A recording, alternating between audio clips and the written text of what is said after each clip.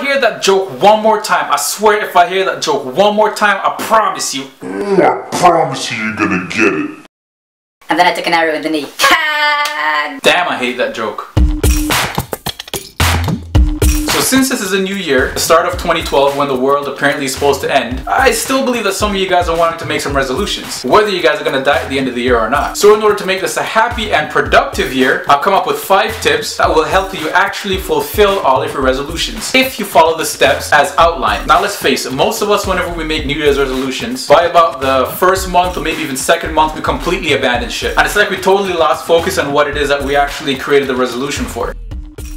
So for those of you guys that want to lose weight, or maybe even gain a little bit of weight, put on some muscle, or maybe you want to get that new car. Now I know that many of us, whenever we create resolutions, we often are very, very general. We don't get quite specific. So for example, if you want to lose weight, the resolution would be, this year, I want to lose weight. No. It can't just be this year. Be very, very specific. So it'd be something more like this. By June 2012, I want to lose 50 pounds. And by September, I want to lose 20 more pounds. And by the end of the year, I want to lose 90 pounds.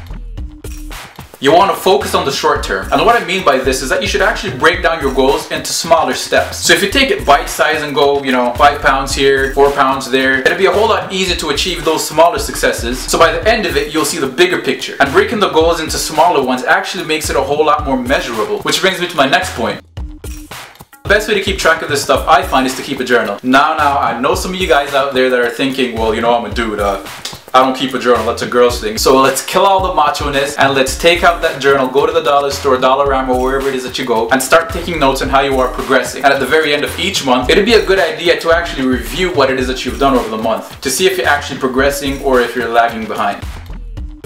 Now if you find that you're falling short of your goal, don't beat yourself up, don't get mad. Now, there could be various different reasons why you're falling short of your goal. A good thing to do is actually reevaluate what it is that you have been doing and see where you're actually falling short, and then you could adjust. But the whole idea really is not to quit, because if you really want to lose all that 90 pounds, you're gonna want to stick with it. And if by the end of the year you only lose 70 pounds, that's a whole lot better than not losing any pounds at all. Try, fail, and adjust.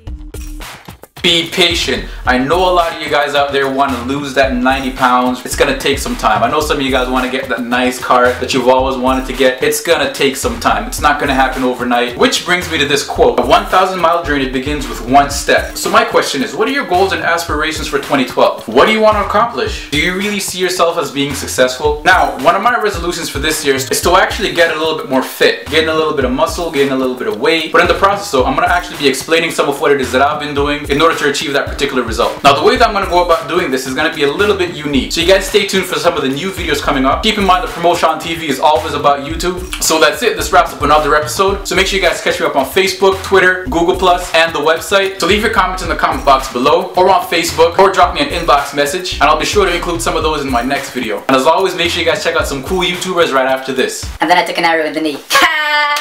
Damn, I hate that joke.